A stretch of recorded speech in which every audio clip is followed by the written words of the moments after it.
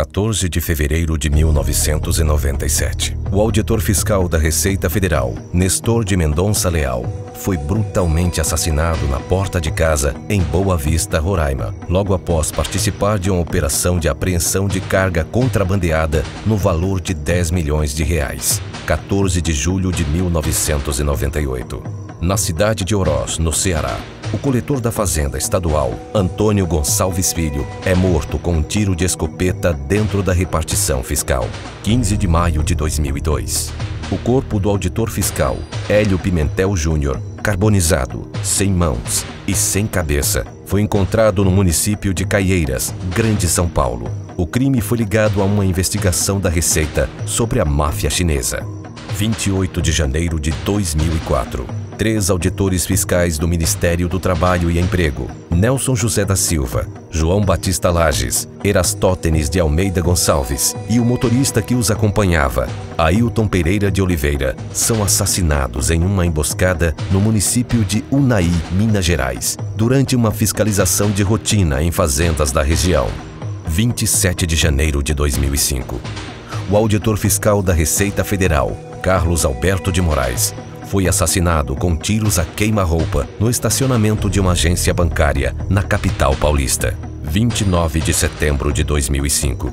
Também em 2005, o auditor fiscal José Antônio Sevilha foi executado a tiros em Maringá, dentro de seu carro.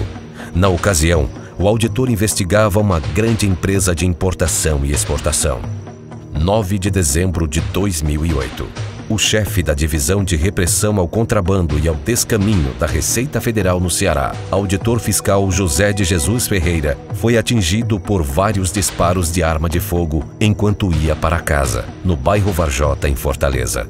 Felizmente, sobreviveu. No momento em que, alvejado por um pistoleiro que me interceptou no caminho para minha residência, fiz uma manobra desesperada na caminhonete, com a cabeça abaixada e sem poder enxergar adiante. O último pensamento, antes de jogar o veículo contra o tronco de uma árvore, foi sobre minha condição de indefeso, sem perspectiva de qualquer ajuda dos instrumentos institucionais. Recordo que ainda consegui balbuciar: misericórdia, meu Deus, salve-me. Sei que atentados a agentes públicos como aquele ocorrem com estranha frequência em diferentes regiões do país, especialmente em zonas fronteiriças, com uma diferença: quase sempre as vítimas não sobrevivem. Felizmente, isso não é suficiente para amedrontar outros colegas auditores, levando-os a renunciarem à sua importante missão pública.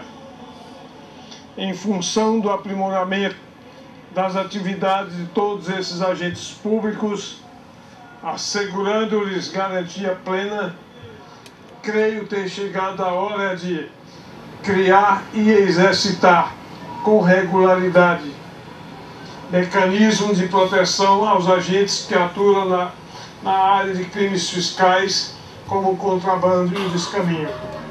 A partir do caso Jesus Ferreira, intensificou-se a pressão da DS Ceará no combate à insegurança funcional. Diversas ações foram feitas para informar a sociedade, mobilizar a categoria dos auditores e demais servidores que atuam na linha de frente do combate ao crime organizado e cobrar do Estado a criação de políticas que garantam proteção a esses agentes públicos. Em junho deste ano, cerca de 200 manifestantes participaram de ato público contra a insegurança funcional, promovido pela DS Ceará e outras 3 entidades sindicais representativas de agentes de fiscalização do Estado, em âmbito municipal, estadual e federal. Em julho e setembro, audiências públicas na Câmara Municipal de Fortaleza e Assembleia Legislativa do Ceará discutiram a questão.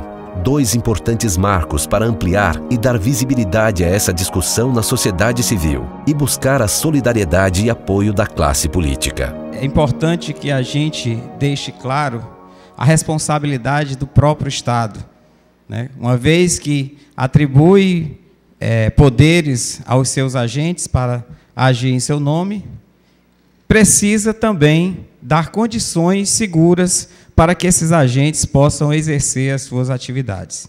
Infelizmente, o nosso Estado brasileiro, ele carece de políticas de segurança funcional, não só políticas preventivas, para minimizarmos os riscos que são inerentes às atividades, mas também carece de uma política de assistência, uma vez que, ocorrido um evento triste, como já vimos aí vários agentes vítimas de organizações criminosas, o Estado brasileiro não dispõe de nenhum tipo de assistência aos seus agentes.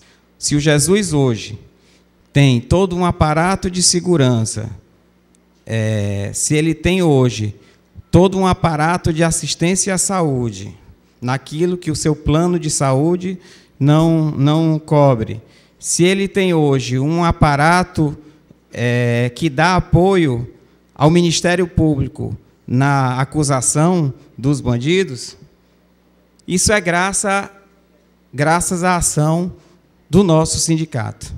É absurda a situação de todo o amparo está sendo dado pelo sindicato, né? Primeiro, parabéns ao sindicato, mas é inadmissível, porque essa não é uma responsabilidade do sindicato. Não é o sindicato que tem que dar assistência, não é o sindicato que tem que protegê-lo, né? Como muito bem disse o Fernando, não foi um problema passional, não foi um problema de vingança particular, que mesmo que fosse, o Estado tem responsabilidade. Mas é pior, tem um agravante. Foi uma pessoa no exercício público de sua função, e o atentado ao Jesus, né, é esse o nome dele, o atentado a Jesus é um atentado a todos os fiscais, é um atentado à sua função. Então, mais do que proteger a sua vida, mais do que dar assistência a ele e à sua família, garantir que o trabalho dos fiscais seja exercido, porque se isso não acontece, o trabalho não do Jesus, mas de todos os outros fiscais está ameaçado. Então é um atentado contra o poder público. Isso precisa ficar claro o tempo inteiro. Essa audiência pública, ela teve origem em um ato realizado recentemente na própria Receita Federal, onde aqueles que trabalham nesse espinhoso mistério, né, de fiscalização, né, seja a fiscalização relativa à questão dos tributos, seja a fiscalização relativa à questão do trabalho, denunciavam ali a insegurança em que vivem em função exatamente da periculosidade do trabalho realizado ao atingir interesses de poderosas máfias, de poderosas organizações criminosas relacionadas a, vamos dizer, a dois cânceres ainda existentes na sociedade brasileira. Um, efetivamente, que é o crime fiscal, não é? Que, na verdade, se associa a outra rede de crimes, vocês sabem isso melhor do que eu, e outra questão do trabalho escravo, tão presente ainda em pleno século XXI na nossa sociedade. E nós sabemos que esses auditores fiscais, né, têm sido, ao longo desse tempo do seu trabalho, vítimas de ameaças, de atentados, não é? E até mesmo de mortes, não é? Como aconteceu o célebre e triste episódio de Unai, Minas Gerais. Através de ações incisivas junto aos poderes públicos, a DS Ceará também conseguiu que o iraniano Farhad Marvizi, acusado pelo atentado ao auditor Jesus Ferreira, fosse transferido para presídio de segurança máxima fora do Ceará com a maior urgência. Os casos de agentes públicos assassinados como retaliação pela atividade profissional que exercem são uma afronta ao Estado brasileiro. Quem combate o crime e exige o rigoroso cumprimento das leis tem que ser protegido e amparado pelo Estado para que continue a luta por uma sociedade mais justa e mais segura para todos.